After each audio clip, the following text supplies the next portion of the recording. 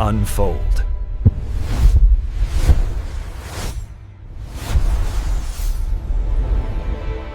우리가 보통 한강의 기적은 정말 많이 얘기하잖아요. 네, 그렇죠. 그런데 그 이면에는 사실 사막의 기적이 있었다는 거.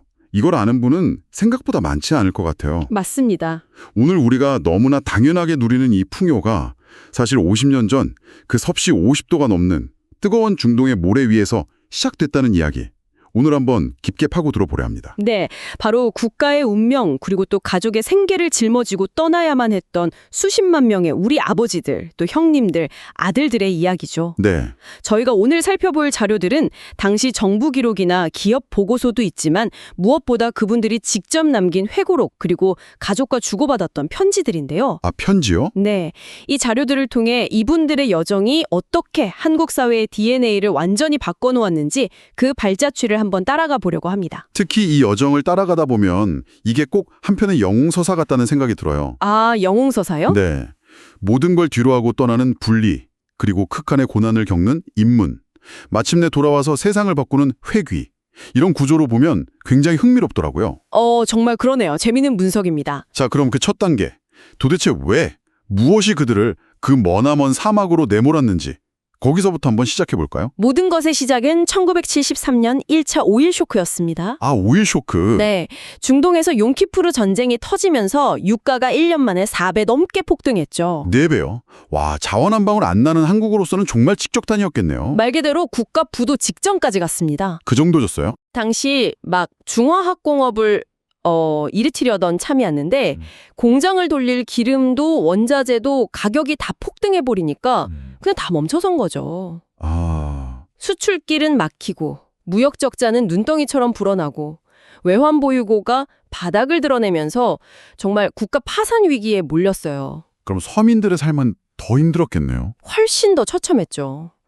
당시 기록들을 보면 서울 변두리 빈민촌에서는 하루 3끼 밥 짓는 연기가 끊긴 집이 수두룩했다고 합니다. 그런데 정말 역설적인 건 그 위기의 진원지였던 바로 그 중동이 유일한 해법이 되었다는 점이에요. 그렇죠.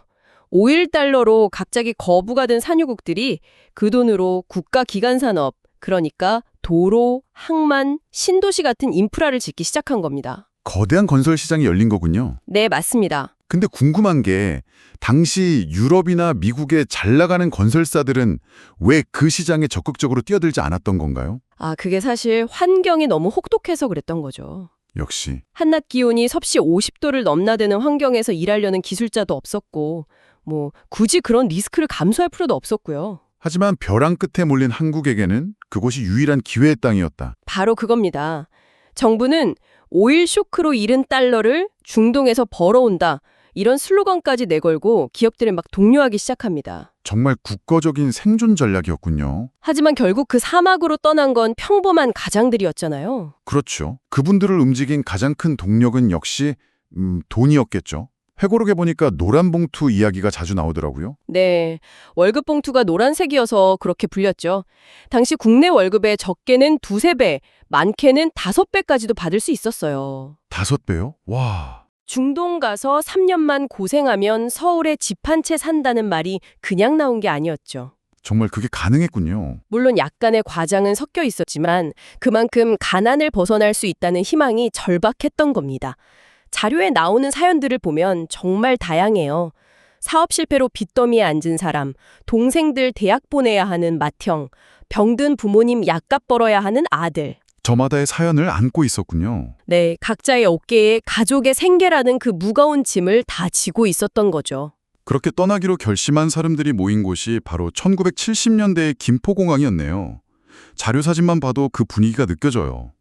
출국장 송영데크가 사람들로 발 디딜 틈 없이 꽉 차 있고 다들 울고 있고요. 거기는 단순한 공항이 아니라 뭐랄까 거대한 이별의 무대였습니다. 이별의 무대라? 네, 유리창 하나를 사이에 두고 떠나는 남편과 보내는 아내가 아들과 아버지가 서로 얼굴을 만지면서 오열하는 장면이 매일같이 벌어졌죠. 아... 한 근로자의 수기를 보니 이런 구절이 있더라고요. 난생 처음으로 신에게 선택받았다는 생각에 감사하며 눈물로 기도했다. 선택받았다는 생각. 네, 중동에 가는 것이 단순한 돈벌이를 넘어서 가난이라는 지옥에서 우리 가족을 구해낼 사명처럼 여겨졌던 겁니다. 당시 정부나 언론에서는 이분들을 산업전사라고 불렀죠. 정말 전쟁터에 나가는 군인 같다는 표현이 딱 맞네요. 시대 분위기가 그랬습니다. 근데 재미있는 건 이 시기에 뜬금없이 1960년대 노래인 한명숙 씨의 노란 셔츠의 사나이가 다시 유행했다는 점이에요. 아, 그 노래가요? 왜요? 말없이 묵묵히 일하고 떠나는 그 남자의 이미지가 시대상이랑 딱 맞아 떨어진 거죠. 아하. 심지어 북한의 김일성, 김정일 부자도 이 노래를 무척 좋아했다는 일화가 있을 정도로 문화적 파급력이 컸습니다. 비행기 안은 어땠을까요? 대부분 난생 처음 타보는 비행기였을 텐데요. 설렘보다는 두려움이 훨씬 컸을 것 같아요. 맞습니다. 과연 내가 저 낯선 땅에서 살아남을 수 있을까 하는 공포, 그리고 동시에 반드시 성공해서 돌아오겠다는 어떤 비장한 각오가 뒤섞인 공간이었죠. 네. 그리고 마침내 중동 공항에 내려서 비행기 문이 딱 열리는 순간 얼굴을 확 덮치는 그 뜨거운 열풍. 아, 상상만 해도 숨이 막히네요. 그때 비로소 깨달았다고 합니다. 아, 내가 정말 다른 세상, 지옥의 문턱에 왔구나. 섭씨 50도가 넘는 더위라니 달궈진 철근을 맨손으로 잡으면 바로 화상을 입을 정도였다고요. 더위보다 더 무서운 건 한라스라고 불리는 모래폭풍이었습니다. 한라스요. 네, 한번 불기 시작하면 한 치 앞도 안 보이고 그 미세한 모래 입자가 눈, 코, 입으로 다 들어와서 모래 섞인 밥을 먹는 게 일상이었죠. 와, 몸도 힘든데 그런 고립된 환경이 사람의 정신을 갉아먹는 게 더 큰 고통이었습니다. 정말 극한의 상황인데 제가 자료를 보면서 가장 놀랐던 것 중 하나가 바로 얼음 공장 이야기였어요. 아니, 그 사막 한복판에 얼음 공장을 지어서 운영했다고요? 그게 바로 한국인들의 생존 방식이었습니다. 이건 사치가 아니라 생존 필수품이었어요. 아, 생존을 위해서? 네, 마치 군대 보급작전처럼 현장 한쪽에 제빙 공장을 세워서 거대한 얼음 덩어리를 매일 생산했습니다. 그걸로 뭘 한 거죠? 그걸 쇠빈리로 잘게 부숴서 현장 곳곳에 있는 물통에 채워넣는 거죠. 근로자들은 소금 몇 알과 함께 그 얼음물을 마시면서 탈수와 열사병을 버텨냈습니다. 반만에 끝내버리고 대단하네요. 네, 발주처에서 한국인들은 잠을 안 자는 민족이라며 혀를 내둘렀다는 기록도 있죠. 빨리빨리와 안 되면 되게 하라 하는 정신이 그곳에서 폭발한 거군요. 네, 자발적인 야간 근무가 정말 많았다고 해요. 한 푼이라도 더 벌어서 고국에 보내려는 그 마음 때문에요. 이게 자부심의 상징처럼 이야기되곤 하지만 지금 시각에서 보면 좀 다르게 보이기도 해요. 그런 잠 안 자는 민족이라는 찬사가 한편으로는 오늘날 우리가 겪는 과로 사회나 번아웃 문화의 뿌리가 된 건 아닐까 하는 생각도 들거든요. 아주 중요한 지적입니다. 혹시 회고록 같은 자료에 그런 고통에 대한 이야기도 있나요? 당연히 있었습니다. 날의 고된 노동과 밤의 향수병으로 불면증에 시달리고 신경쇠약에 걸리는 분들도 많았다고 해요. 하지만 당시에는 조국 근대화와 가족 부양이라는 그 대의 명분 아래 개인의 희생이 너무 당연시되던 분위기였죠. 그렇죠. 그 찬사 뒤에 가려진 개인의 고통은 우리가 반드시 함께 기억해야 할 부분입니다. 맞습니다. 그런 개인들의 희생이 쌓여서 만들어낸 서사의 정점?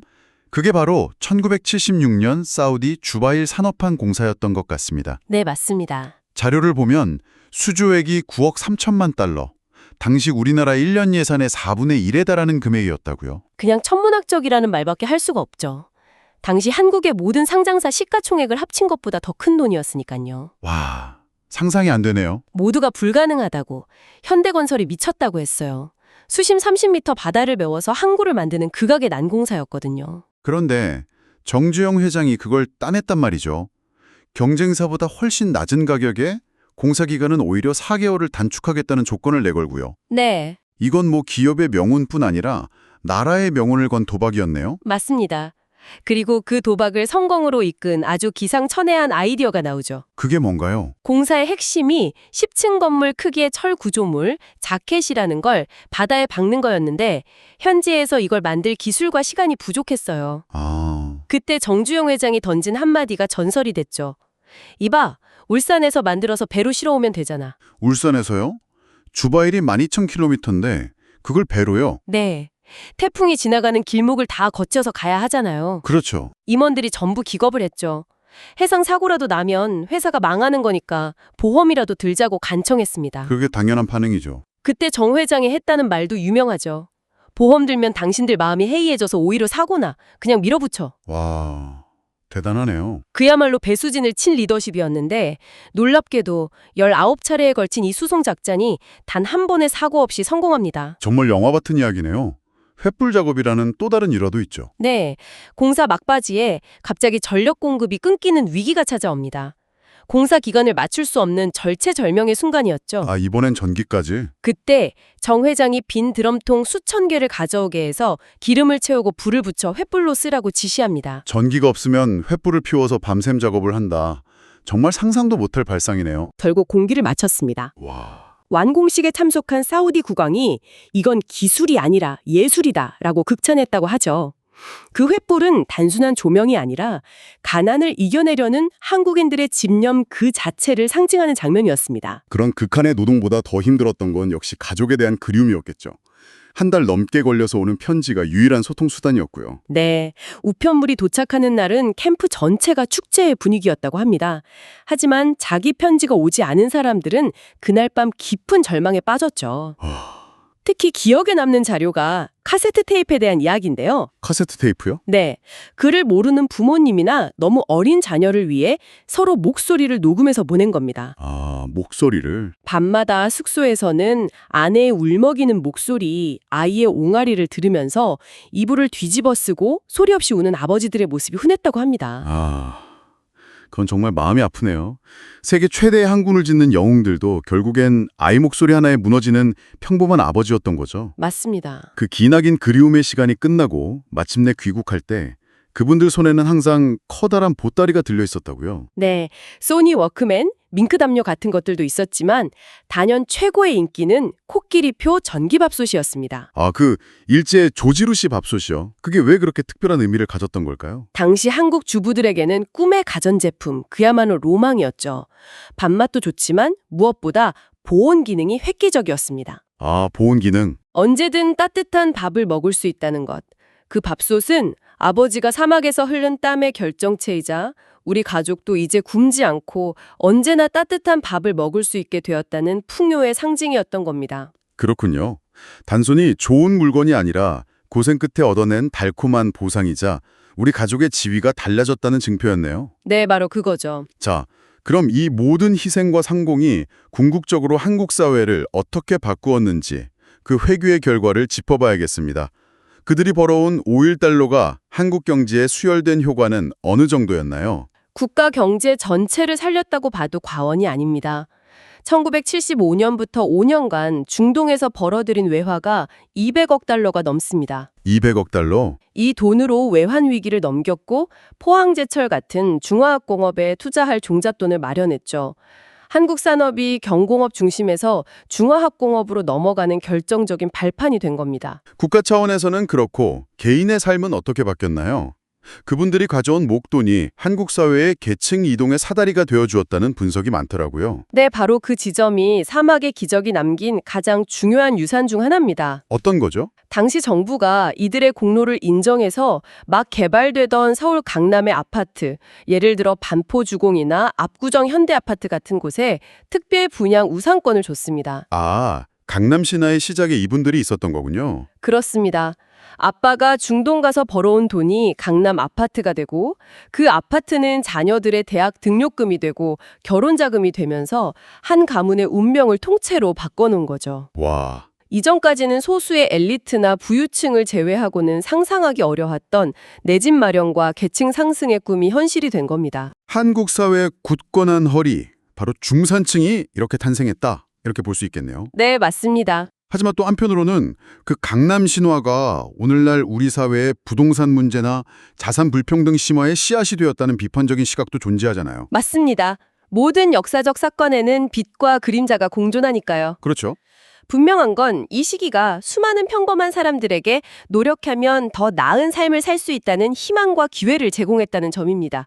그리고 돈보다 더 중요한 무형의 유산도 남겼죠. 무형의 유산이요? 바로 우리도 할 수 있다는 집단적 자신감입니다. 정주영 회장의 이봐 해봤어! 라는 말로 상징되는 그 캔두 정신이 이후 한국 사회 전체를 움직이는 강력한 동력이 된 거죠. 김포공항의 눈물에서 시작해서 주바일의 횃불을 거쳐 아버지 손에 둘린 코끼리 밥솥으로 돌아온 여정. 오늘 이야기를 나눠보니 한 세대의 희생이 단순히 경제 성장 수치를 넘어 우리 사회의 가치관과 풍경 자체를 어떻게 바꾸었는지 생생하게 느껴집니다. 맞습니다. 사막의 기적은 결코 정부나 특정 기업의 영웅담이 아니죠. 가장이라는 그 무거운 이름을 짊어지고 묵묵히 자신의 역할을 다했던 수많은 평범한 영웅들이 자신들의 피와 땀으로 써내려간 우리 모두의 역사인 셈입니다. 오늘 이 이야기를 듣는 당신께 마지막으로 질문 하나를 던지며 마무리하고 싶습니다. 이들의 하면 된다는 정신은 오늘날 우리에게도 여전히 유효할까요? 아니면 이제는 새로운 시대에 맞는 다른 정신이 필요한 걸까요? 어쩌면 지금 우리 사회가 혹은 당신 개인이 건너야 할 사막은 어디에 있으며 그 사막을 건너기 위해 필요한 우리 시대의 횃불은 과연 무엇인지 한 번쯤 생각해 보시면 좋겠습니다.